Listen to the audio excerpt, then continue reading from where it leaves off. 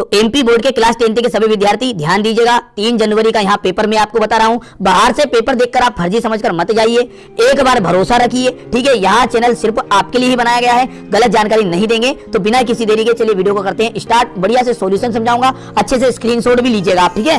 HCF है 9126 का, तो 13 एचसीएफ निकलेगा, ठीक है। यदि द्विघात बहुपद x square plus b x plus c के शून्यक अल्फा और बीटा है, तो अल्फा और बीटा का मान क्या होगा? देखिए अल्फा इंटू बीटा है, ठीक है, यहाँ पर डॉट नहीं है, तो ये है अल्फा इंटू बीटा। इसका मतलब क्या है? सी बटा ए। एपी है 10 7 4, स्थान में 10वां पद बनेगा माइनस का 17, एकदम राइट रहेगा। ठीक, इनको सोल्व करके आपको देख लेना है, ठीक है। अब यहाँ पर वीडियो बहुत लंबा बन जाएगा, सोल्व नहीं करूंगा। वृत्त के किसी बिंदु पर खींची गई स्पर्श रेखाओं की संख्या कितनी होगी?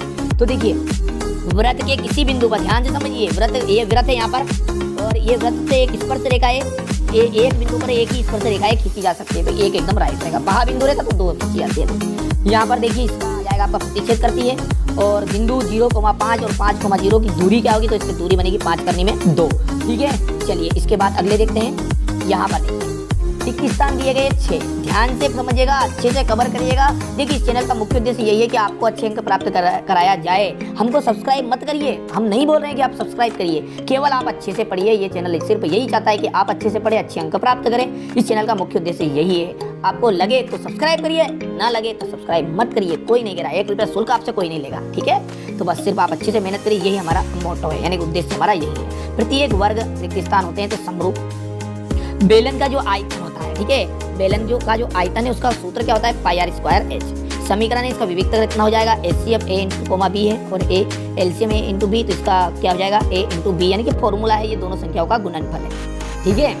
एक बहुपद है जिसकी घात 3 है, कौन सा बहुपद कहलाएगा? तो त्रिघात बहुपद कहलाएगा। यदि मूल वास्तविक मूल नहीं है तो कैसे होंगे? बी स्क्वायर जो है वो बड़ा रहेगा 4ac से, ठीक है। यहाँ पर देखिए, यहाँ पर आगे देखते हैं, सही जोड़ी का मिलान करते हैं। 1 + cot स्क्वायर का मान होगा, ठीक है, cosec square, sec square minus ten square, इसका मान हो जाएगा 1, और 1 - cos स्क्वायर का मान होता है साइन स्क्वायर, पर घात 2 से करनी कट जाएगी और साइन बचेगा। धन पूर्णांक है, प्राकृत संख्या है, रेखाएं प्रतिच्छेदी करती है तो एकादित्य हल होता है। विविक्त का शून्य होगा तो मूल कैसे होंगे? वास्तविक और समान होंगे, ठीक है भैया। चलिए क्वेश्चन नंबर 4 की बात करें तो इसमें आपको एक वाक्य में उत्तर दिया गया है। यहाँ पर देखिए स्क्रीनशॉट ले लीजिए पहले तो आप इसका, और अच्छे से कंप्लीट करिएगा। आप समझ लेते थोड़ा सा। एक असंभव घटना की प्रायिकता क्या होगी? 0। समांतर श्रेणी का व्यापक रूप क्या है? a + d, a + 2d, a + 3d, ठीक है। यहाँ पर देखिए इसका मतलब क्या है? यहाँ पर a है और a + d 1d, a + 2d, a + 3d, a + 4d, यानी एक अंक बढ़ाते जाना है dd में, ठीक है। शंकु के छिन्नक का सूत्र, तो यहाँ पर सूत्र यहाँ पर लिख लीजिएगा। और यदि a = bq है तो a और b में क्या संबंध है? ये कह रहा है कि b जो है a का एक गुणनखंड है।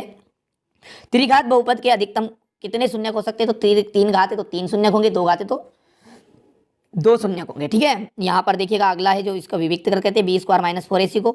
सत्य की बात करें तो x ब्रैकेट के अंदर x - 1 बराबर 0, तो x का मान 0 और 1 दोनों है, तो ठीक है, सही बात है, ठीक है। क्योंकि यहाँ पर देखिए इसको जब आप हल करेंगे तो इसे x के बराबर 0 लिखाएगा, और x - 1 बराबर पे 0 लिखा दी, तो उधर जाके प्लस का 1 हो गया।